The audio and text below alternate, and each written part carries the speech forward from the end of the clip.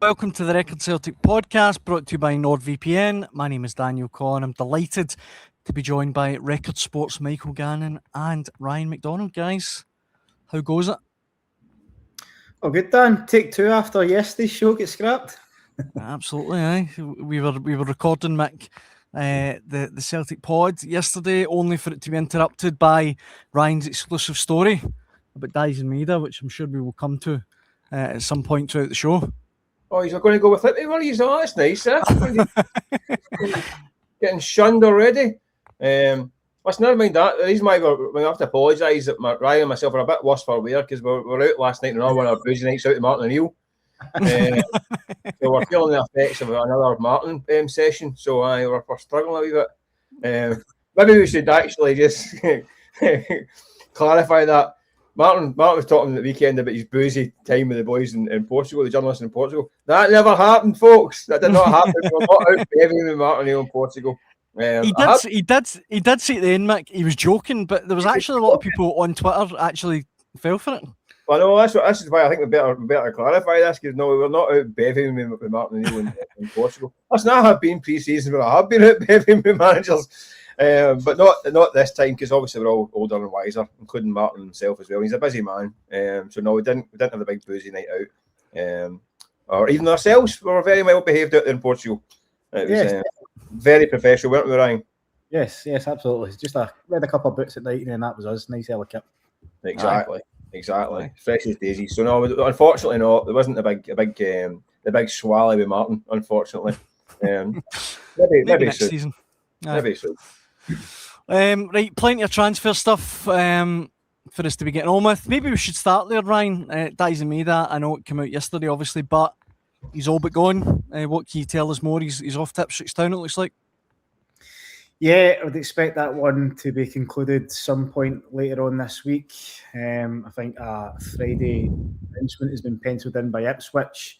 I don't think you'll see Dyes and Maida. In fact, you won't see Dyes and Maida back at Lennox Town. He'll be flying into London to undergo a medical and then put pen to paper on which will see him fulfil his dream of playing in the Premier League. So that one is going to go through. It's going to be what I've been told is £8 million fee straight up front, and then £2 million on add-ons, which could be relying on Ipswich staying in the Premier League and obviously avoiding relegation next season. Plus, it'll be dependent on the amount of season it makes as well. So there is a possibility for an extra couple of £1 million down the line, but it's a flat fee of £8 million to kick off with. And you know, I think a lot of people might have been slightly surprised by that fee. I know there was, reading some of the reaction on social media yesterday, some fans were expecting a little bit more. But Mick and I were just talking off air there. I compared it to Odsonne Edouard and Christopher Ayer leaving the club when they were in the final years of their contract, and they went for maybe £13-14 million. But Mick correctly pointed out that, you know, those guys were younger. Nick and Dyson's obviously 28, so I think Celtic, fair play to them, they're not standing in his way either. They weren't difficult to deal with. They know that Dyson's been a terrific servant to the club 4.5 years. I think he'll probably go down as some fans, you know, the favourite player of all time, really. You know, look at that goal against Rangers, the overhead kick. I think for a certain generation of fans, that was their lapsing moment in the 6-2 game.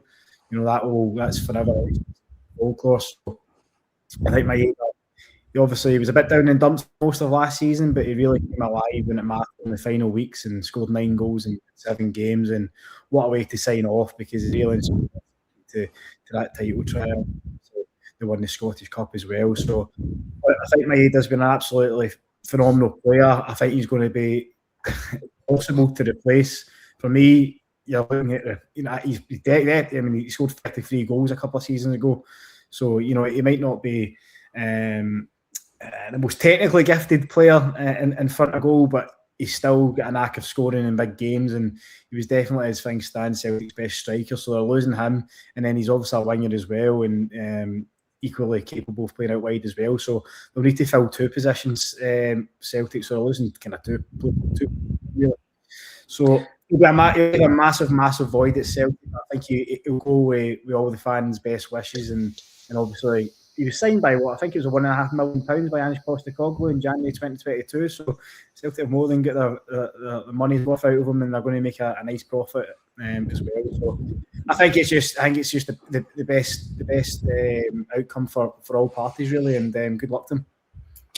You can't really say fair on that, can you, Mick? The only thing I would say is that I think he's capable of playing at a higher level than Ipswich Town. I know it's the Premier League, but no. Do you know what I think? I mean, Ipswich maybe I thought was fairly surprised that it's the team for coming up to the Premier League he's going to.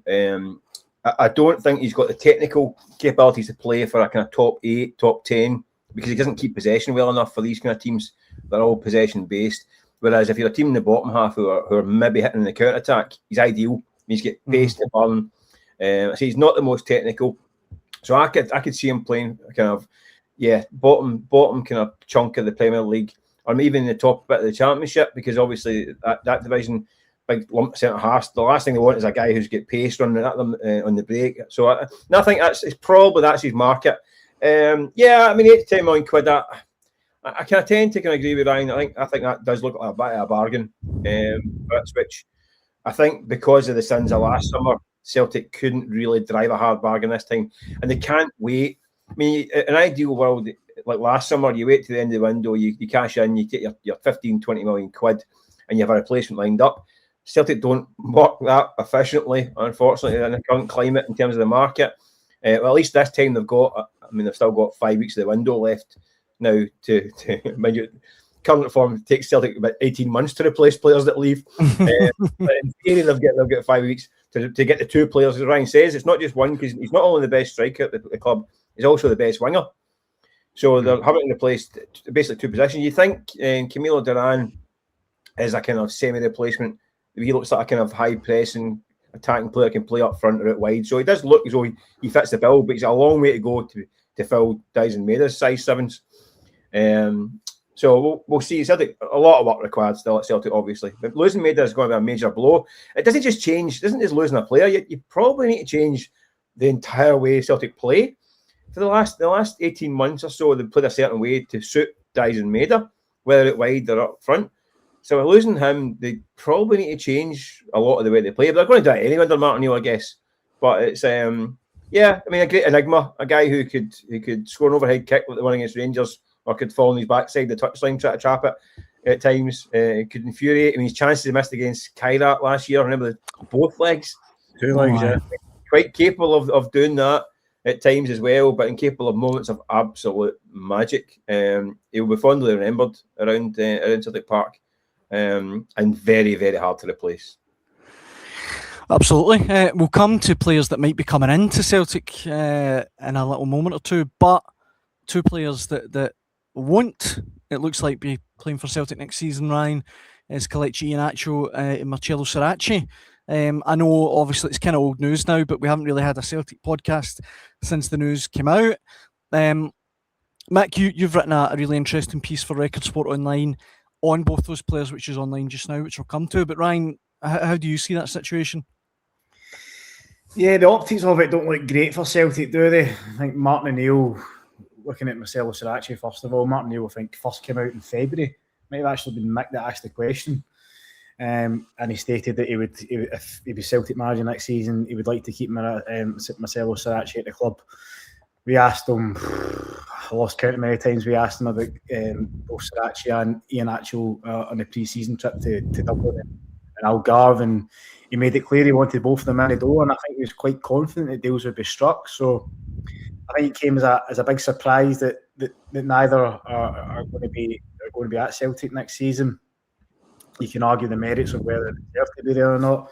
I think if you look at Marcelo Saracchi, first of all, I know Mick has written his piece and make his points, but for me, I think if you're looking for a player, a tried and tested player who's experienced, so Marcelo Saracchi is 28, he's experienced, he's played at Champions League level for RB Leipzig, so he is capable of against the elite. He's proven himself in Scottish football. He's won a title in a Scottish Cup, and obviously he played that instrumental role from the bench, dragging Celtic forward against Hearts, and he was the one that hero and Dyson Maida scoring that second goal that put Celtic ahead. So if he wasn't there, Celtic might not be champions at the minute. And then obviously you need a deputy for Kieran Tierney as well, someone that isn't expecting to start week in, week out, but is willing to kind of play that backup role and get minutes where he can. So I think when you consider all that, plus the fact that it was only going to cost £1.5 million, I think when you consider all that, it doesn't make sense to me that Celtic haven't explored that. I was in touch with Saracchi's camp throughout the summer, and it was made abundantly clear that they were expecting, or they were wanting to pursue this deal. I think from what my understanding was, Celtic did explore a loan deal, which just simply wasn't an option for Boca Juniors. Saracchi's out of contract next December, so he's in the final 18 months of his deal, and Boca Juniors quite rightly don't want to lose him for nothing next season. They want money up front now, so they're keen to offload him on a permanent basis. And likewise with Saracchi, he's equally keen to find a new permanent home, because he's clearly been deemed surplus to requirements at Boca Juniors. He's no longer involved with first team training. So I think when you can put all that together, it was a complete and utter. The fact is, he was a fan's favourite at Celtic as well. I think you consider all these things. For me, it was a tap in for Celtic to conclude.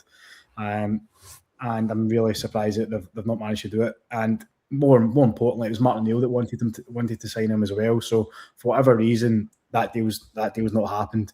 He wasn't demanding an eye-watering sum of money, which Kelechi, Iheanacho might have been doing.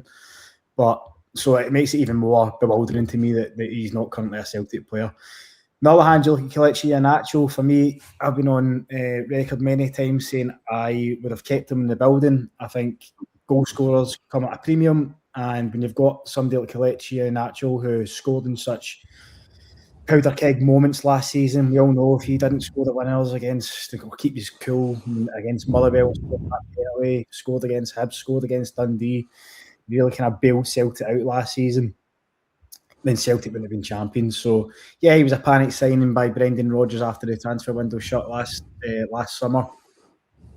Yeah, his fitness records was patchy. Yeah, he couldn't last 90 minutes, but by God, did he make such an impact on the bench. And I think a key point for me would be if Kelechi Iheanacho was to stay at the club, he would need a full season. Celtic had the option to trigger a 12-month extension. They didn't do that. For me, in all honesty, I think it's easy to pan Celtic for not doing that. But when you look at it, Iheanacho wasn't going to be on a cheap deal. I've said before, this is a former Man City, Leicester, Sevilla player, and it's big bucks, and he had a lot of bargaining power when he joined Sevilla as well. So I think Celtic, based on his fitness record last season, were quite right to say no. Let's try and reduce his salary. And I'm not sure the contract length. I think Celtic we're looking at a potential 2-year deal, but obviously he's ended up in Bursaspor for a 3-year deal, and it looks like he's on more money as well. So I think that's another one. It was I think Iheanacho would have been one that Martin O'Neill wanted to keep. He made that clear, but ultimately it's the figures that have decided this move. And again, it just doesn't look good for Celtic. This is a club that are champions of Scotland for the 5th season in a row. They're hoping to compete in the Championship this season, and they've lost out to a Turkish second-tier club. So it doesn't look great, especially when the managers again has stated that he wanted them. But look, it's down to Celtic now, and the Celtic recruitment team, the Celtic board, and obviously the manager to find replacements. And I think if Celtic can push the boat out some marquee signings, like some of the names that have been floated in the last couple of weeks, then Kelechi Iheanacho and Marcelo Saracchi might be forgotten about this time next year. So we'll just need to see. Like Mick mentioned earlier, it's a monumental 5 weeks coming up for the club before the transfer window shuts. It's just over a week away until Flag Day, and we really need to take more signings in the door, especially if Dyson Maida is going to be leaving this week. I just think these two are PR failings rather than transfer failings. I've got to be honest with you. I mean, you're talking about the impact that Iheanacho made. What impact? He scored 9 goals in 24 games. He managed 90 minutes, many times this season? Did he manage at all? I don't think he did. Didn't score a goal between October and April. He was fit from January. Wasn't picked because he was sauntering about in training. He only really got back in the team because Thomas Svankara get injured and had to leave after a pretty low-key start this time. So, I mean, listen, there's no doubt he's got the first touch of an angel whispering in your ear. Beautiful, I mean, lovely football player, but unreliable. I mean, Celtic, is it a main number 9? I mean, he was a main number 9 wages. He came in late, remember, last year after the window on a decent whack of money. The problem that Celtic got is a dithering. What Celtic should have said is, right, by the way, see that 1 year option? You're not getting it because you're on too much money for what we get. We need more than 9 goals from our number 9. Can't hit double figures. I'm not being funny. Celtic striker doesn't hit double figures. You failed, right? So you say you're not getting the same dosh as that because you didn't deliver what you were signed to do. You can get that money there. You've got a week to decide because they want you back in for day one of the season because you need a pre-season because this lumbering about for half an hour a game isn't going to cut it. And if you don't want it, then we wish you all the best. And I don't think many people would have a complaint at that point in time if that's how it transpired. Letting it linger on, letting that thing expire, then going, they'll go back to you and then offering you lower money, which is fine, by the way. That's all it's worth. And then allowing his camp, who know they've got a deal in the background, going to say, no, we'll stay, but for X amount of money. They're like, right, okay, now you are taking the P, we'll wish you all the best. But letting that go on for a month just looks back like the word you used, Ryan, was optics. It's pure optics. If Celtic came out in the after season, you know what? We'll not pay him the same we got last year, but we'll give him X to go and be a number 3 striker. Then fair enough. We'll see how he does in pre-season. No handing him 2 and 3 year deals. Don't be ridiculous. The guy who was sauntering about training for January, February, March. Not a chance. Not a chance. Listen, and I guarantee, keep an eye on what happens in Turkey. Just keep an eye on how it goes in Turkey, right? I'll see how many games he plays out in Turkey. The problem isn't Iheanacho, it's replacement. Celtic went to sign a striker, nobody bothers the backside.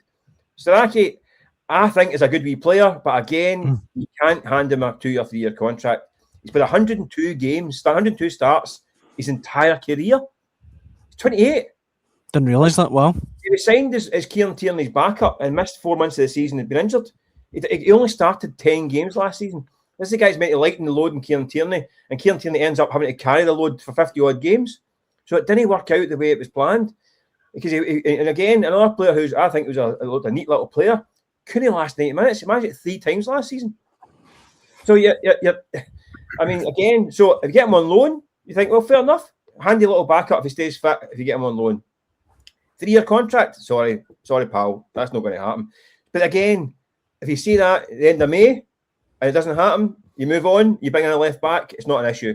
Let it rumble on, and let the manager say, yeah, I quite fancy having him back. It creates a narrative, it's a PR on goal, and then you look as though you've bungled another transfer.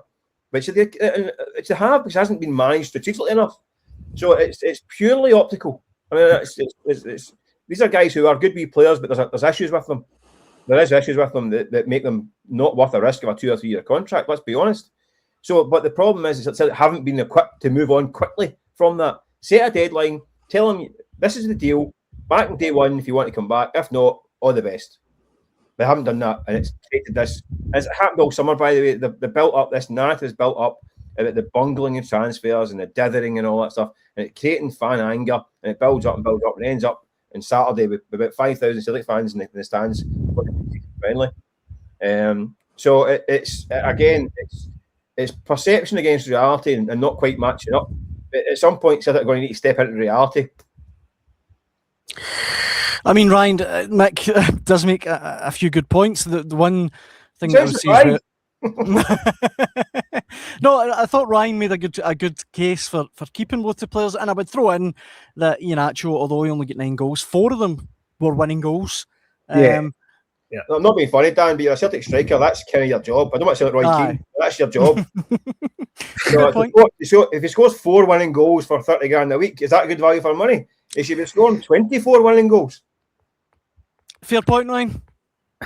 I must say I disagree, because you look at the goals that he scored. Kilmarnock last minute penalty showed ice cool veins to slot that home. There's 3 points. Dundee away from home and Celtic were sluggish. I was there covering the game, and it looked like they were destined for a draw. He comes off the bench. They were 7 months apart, those goals. Ironically links up with Marcelo, Saracchi, and the two of them combine and Celtic win the game. You look at Hibs away, again, Celtic should have been out of sight in the first half. They had a penalty that unfairly went against them, and then who bails them out? Kelechi and Iheanacho. And then obviously Motherwell the title is literally the destiny of the title was in his hands at that minute in the 97th minute, whatever it was. And no many players would be able to be as composed and calm like he was from at that moment. And there's probably no other player in the Celtic team that he'd want to step up in that moment to score the goal. And obviously he did it. So I think to say he's not made an impact, he has single-handedly won Celtic 12 points, which if it wasn't, they wouldn't have been anywhere near the title. I get the argument. If Lee Griffiths scores 40 goals a season, how many points is that worth? Certainly more than 12. I get the argument of being a bench, the benchmark for a Celtic striker have been 20 goals, and I would agree with that. But at the end of the day, he was out injured for a prolonged period of time, which is why clearly Celtic wanted to renegotiate his wage packet, which is why I defended that.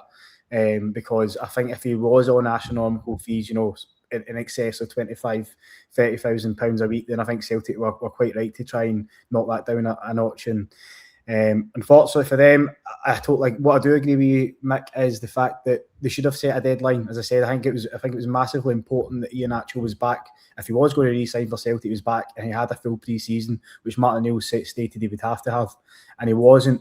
And the fact that Celtic didn't set a deadline, this rumble on. For me, you look at previous transfer windows. Celtic are the kings of just long-running transfer sagas. Look at John McGinn, for example, and so many players before and after him. There's been umpteen examples, and as I said, back to my main point, the optics of it don't look great. I don't think Celtic have come out of it, certainly from a PR point of view, which you say, Mick, looking great. But look, it's down to them now to find a replacement for both players. I still think that Saracchi should be in the door, get his fitness record concerns, and those points are valid. But I think for what you're getting for the money that would be available for as well, I think it made sense. It made total sense to me. But the Celtic ultimately need to move on, and we need to see who's next in the door. One left back, Mick, who could be coming in, his name has been mentioned in the last 24 hours or so, is James Penrice, the former Hearts left back. Can either of you fill me in with that? Is there anything in that? Yeah, I wrote a story on it last night, stating that Celtic had made an inquiry over James Penrice. My understanding is that that's unlikely to progress much further. I think Celtic have numerous options in that department that they're looking at. James Penrice was obviously linked with Rangers last season as well. I think our colleague Andy Newport was over that. And Rangers, I think Danny Rowe was a big fan of him, and Dan Purdy was monitoring him at Athens. Obviously, he only moved to Greece last summer as well for £2 million. I think he played 33 games, but quite a lot of them were from the bench, so he's not quite established himself quite yet there. But look, I think he would have been a Celtic were to say, I think he would be a solid addition and backup to Kieran Tierney. But I think it would be unlikely that they're going to pursue that. And Greg Taylor, Mick, he's another one that's kind of he's refused to rule out coming back after he's kind of been frozen out at PAOK, I think. Could you see that happening? I don't think so. I wouldn't have thought so. I mean, listen, Greg Taylor got a bit of a rough ride at times at Celtic from Celtic fans. I agree with that. But I think he was actually a bit of a miss at times. I mean, I think you forget, especially think back to that first half of the season under Brendan Rodgers. When Celtic come back, I think when I was in America with them, they battered Chelsea and Man City and hit the season, and they basically blew it away the first half of the season, and he was terrific. At that point, I think he should have been getting a new deal. It didn't quite happen, obviously, and then he's away. But I mean, I think he was on one of these YouTube shows talking about never say never type thing. So that's maybe kind of sparked it. I don't think so. Again, he's 28. I mean, Celtic. I mean, Penrice is what, he's 27, 28 as well. Yeah, I mean, I think that one's a bit more kind of summer shenanigans type story. But I just think that what's happened to Celtic's model here? For a while, they were looking at getting. I mean, I think Kieran Tierney's backup should be a prospect, a 21, 22-year-old hot prospect on the rise that you can dip in and give him a taste every few weeks, with a view to kind of kicking on. So I don't see that much value. But then again, it's only a backup for Tierney, who will play most weeks. So it's not that pressing. It's not in terms of the pile of things Celtic need. It's probably further down, but it's still something they need. Greg Taylor would do a job absolutely no bother. I mean, if they could get Greg Taylor back, it'd be a really good bit of business. But I just don't see it. And I think Greg Taylor knows the kind of the environment, and I think he knows that at this current time, if he come back, it might not be the best time to come back. He's tuned in. I mean, his best pals Luke McCowan, so I think he'll know that maybe that ship sailed and we think of something else. But I think he's only played about 19, 20 games out in Greece, hasn't he? So he's not quite nailed down his starting role out there. It's a bit of a shame because I think he's a cracking little player. Greg Taylor. I mean, listen, he has got a kind of ceiling. Maybe in Europe it's a bit elite too far at times, but it's elite too far for quite a lot of Celtic players. He wasn't alone in that one. And week in, week out, I thought he was a terrific Celtic player. But I just can't see. I mean, I think Greg Taylor would absolutely jump at the chance to come back to Celtic. I think if he wasn't interested, then I think he was on the Charlie McGrew's podcast. Yeah. If he wasn't interested, then he would have swerved the question, made in. For me, I think Greg Taylor flourished under Ange Postecoglou with Brendan Rodgers. I think he's a real specialist in that inverted fullback position, and he was particularly domestically. Yeah, there was question marks at European level. He was quite often a target for European teams. No, I can't really talk, but he was quite often you can see that the top elite teams were targeting him down that left hand side. But yeah, I think Mick raises a good point. You look at the Celtic academy at the minute. Kieran Tierney, who obviously came through the academy and became a £25 million player, but there isn't really MD that's ready to step up as a deputy. I think Joseph Hay, who's a young lad, 17 years old, he came into pre-season. He played against Shelburne, and I think he played at the weekend as well. He got minutes against Sporting Lisbon. I think he's a young lad that might have a future at Celtic in the game, but it's way too soon for him. Adam Montgomery, he's 23. I think he's turning 24. Might already have turned 24 actually this week. I think his time has been and gone. I think he really needs to move on for the good of his career. He was on loan at Livingston last season, and I get cut short because of injuries, and I think he's had quite an injury-plagued career. So I think for the good of his own career, he could really do with a clean slate elsewhere. And apart from that, there's no really any other left backs kind of coming through at the club. For me, I was always surprised that Celtic like go Mitchell Frame. He was on the radar of Liverpool at one point. Now he's obviously ended up at Aberdeen. I think he had an okay season at Aberdeen this season, but I think he's one that can make a real good career. And similar with Matthew Anderson as well. He's another lad that went under the radar, and he was surprised last season. He was tipped for big things, but so yeah, I think you want to see more players come through the academy. But in a minute, I don't think there's any natural successors to Marcelo Saracchi as a backup to Tierney. So Celtic ultimately have to go into the shop window. And look, Kieran Tierney, he was available, contrary to what people might say, he was available for the best part of, I think more or less every game last season. I think he only missed 3 in total. So he was available last season, but it's too much of a risk to rely upon him for the next 12 months, given his injury record. And he clearly, I don't think he'd be capable of lasting 90 minutes every game. So you need somebody that's going to be capable of coming on and more or less every week, and obviously filling in at points throughout the season as well from the start. So, but I think left back has got to be addressed, and they'll need to find a solution quickly. At times, really get away from us, guys. But before we wrap up, a couple of other names that I need to throw at you: Mika Bauer, Mick, the Germany under-21 international. He's at Paderborn. I think he was Paderborn's Player of the Year last season as they get promoted to the Bundesliga. I think quite strong links with Celtic. They're apparently in talks over a £4 million deal. Can either of you guys fill me in with that one? That one looks much more like it, doesn't it? I mean, I think it's edging towards it. I mean, obviously the clubs are now in discussion, which sometimes with Celtic might not be a good thing. But in terms of profile, that's much more like it. I mean, it's kind of similar to the kind of Valny Engels kind of profile. I mean, what's he, 22, German under-21 international? As a player of the year in the Bundesliga 2.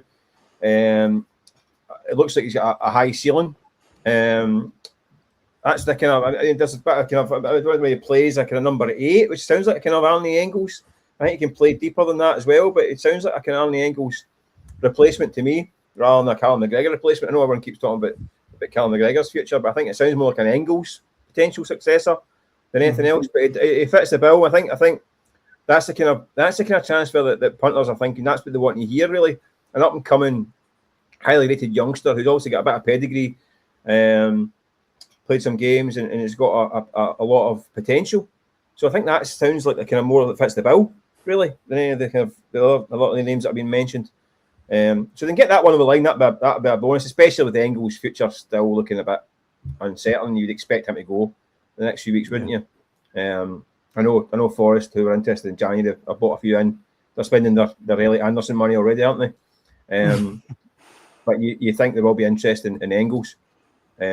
So yeah, he does sound like a promising one that might get over the line. But they certainly need, as I mentioned, that PR of the two missing out those two players. They need a couple of quick PR wins this week. They need to have Bhoys in by the end of this week. Otherwise, the punters are going to be tearing their hair out. What about Hassan at Real Oviedo? He's the one that impressed for Egypt during the World Cup. I mean, again, at the start of the week, it was Celtic had apparently made a huge bid, and it looked like it was getting closer. But again, it's all kind of went quiet. Yeah, I'm not sure that one has progressed just as far as the German midfielder we were just talking about there, Mika Boer. From what I understand is that he is a player that's on the radar, but he is in the final year of his contract as well in Spain. So I think he's got a €12 million buyout clause, but I can't see Celtic paying that, especially when the player's in the final year of his contract. So clearly caught the eye for Egypt at the World Cup. We actually asked Martin O'Neill if Celtic were scouting any players at World Cup, and he said they would be unlikely to take a leap on any players based on their performances for the country this summer. So if Celtic are to firm up their interest, then he's obviously Hasim Hassan has been a player that's been on the radar prior to the World Cup. So looking at his profile, he's lightning quick, and I think Celtic, when they're losing Diaz and Maeda, they're going to need to inject some amount of pace in that forward line. I know that Martin O'Neill compared Camilo Duran to Diaz and Mark II because of his pressing, and that might be a bit of a leap. I still think that Celtic need to have a lot more pace in the forward areas. I think Sebastian Teneke, he's quick at times, but he's flattered to deceive, especially when he started. I think this is a big season for him if he's to stick around. Yang's come on a ton, especially under Martin O'Neill over the last 6 to 12 months. But again, he's not really blessed with naturally quick speed. So I think if you're to get Hassan, I think he would fit in quite nicely at right wing. But that one's, from what I believe, is still a wee bit away from being anywhere near concluded. So we'll just need to wait to see that one. And then obviously you've got the forward areas as well, Dan. I think Casper Ho from Bodo Glimt is another player that's been linked, and he's scored a power of goals in the Champions League last season, similar to Duran in that sense. And I think he would cost in the region of £7 million. So I think for me that would fall into the marquee category. That would be a statement signing for Celtic. And Mick talks about PR wins. I think the narrative could quickly change if Celtic were to get one or two of these deals over the line before Flag Day. I think that would take a lot of heat off the board, and especially the Champions League qualifier coming up as well. I think the deadline for the Champions League squad registration is 11th of August. I might be wrong there, but then Celtic also have the option, I think, up to 24 hours or 40 hours before the first playoff to register two more players. But ultimately Celtic need to get bodies in the door, because as things stand, this isn't a squad that's going to be good enough to retain the title, and certainly not a squad that's going to be good enough to qualify for the Champions League proper. So it's a monumental few weeks ahead for Celtic, and I think the fans who have ploughed £40 million worth of money in terms of season tickets, yet again have sold season tickets out this year. There's been a ton of merchandise that's been released, 4 new strips, countless amounts of training gear.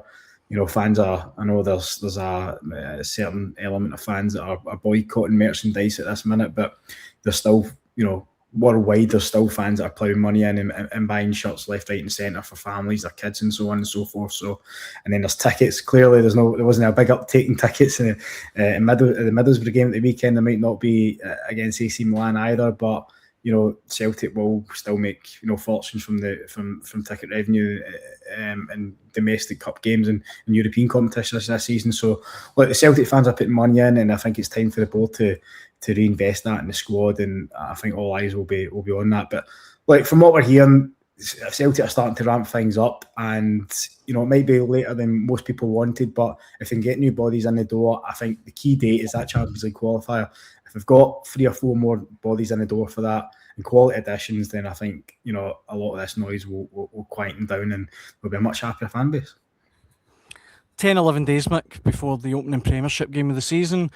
Are you confident that Celtic will have, whether it be Kasper Hoga, Mika Bauer, Hassim Hassan, will they make 1 or 2 significant signings between now and then? I think we'll have a couple in by that point. As they do, I mean, having covered Celtic for now, 15 years, something like that, they do leave things late.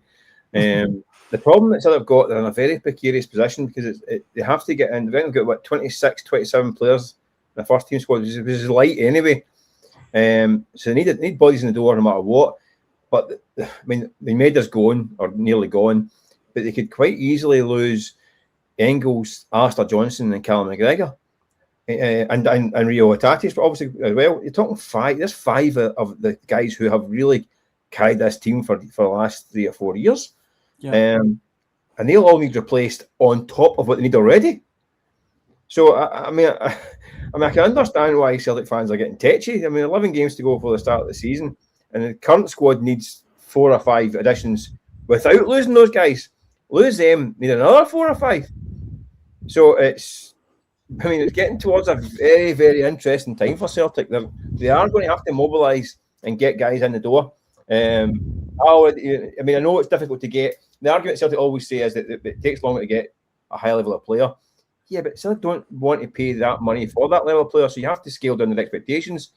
And they could do with getting guys in the door sharp on this, because they need to get into the squad, find their feet, find their house, find their form, and hit the ground running. Because the margin of error is going to be really small, because the season starts quickly.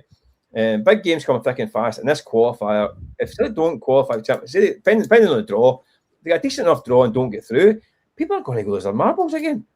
Yeah, I mean, like I say, they're spending money on their season tickets and all the rest of it. They see this money in the bank. You think, what is the point of having £70 million plus in the bank and a team malfunction on it and the pitch? There's no point. Where's the progress? Celtic fans don't want to sign £20 million players or £100,000 a week. That's not realistic or what they demand. You just want to have a team in the pitch that's half decent, and gives them the best chance to play these games. At the moment, they haven't got it, but they're going to have to get the move on. I mean, we keep saying that in this podcast. They need to get a move on, they need to get a shift on, but they really do need to get a shift on, because the clock is really ticking. But the thing is, one last point, you're right, Mike. The money that can be coming into the club as well. So you've got 10 or minimum of £8 million for Daiser Maeda. Arne Engels, there's talk of £25 million bids probably going to be incoming for him after obviously not before this. Offer not back in January. Then you've got Alistair Johnson, who supposedly is on the radar of all English Premier League clubs. Then there's uncertainty over Callum McGregor. I'm not so sure he would necessarily fetch a fee. There might be a gentleman's agreement with that one if he was to move on to Saudi. And then Benjamin Negan as well. So I mean, Celtic could be raking in up 30, 40, close to £50 million, depending on if there is a fire sale this summer. So again, fans will expect that to be reinvested. And I asked Martin O'Neill, and I think you did as well, Mick, later in the week in pre-season. But I asked him earlier on if Celtic were waiting on and shifting players out before they brought players in, and he said that wasn't the case. He said he was hoping that Celtic would be in a position to get players in before having to sell, like Arne Engels, etc. So, Martin O'Neill said so much, but the board have delivered so little. So I think, as we've said, this is a monumental few weeks coming up. Well, look, whatever happens, we'll have the latest Celtic transfer news for you on Record Sport Online and here on the Record Celtic podcast. But for now, I think that brings us to the end of this week's show. Mick, Ryan, it's always an absolute pleasure. Thanks very much, Dan. Good to have you back, Mick. Catch you later, Dan. Me and Ryan are going to meet Martin at the beer garden this afternoon. So we'll catch up with you tomorrow. Try and take it easier this time, guys. We'll roll in at 4 o'clock in the morning. We'll see how it goes tomorrow. The number 7 restaurant, the newly refurbed number 7, I'm hearing. Well, you guys have an awesome time, and thank you very much for watching and listening at home, and we'll be back next week. Thanks for watching. Cheers.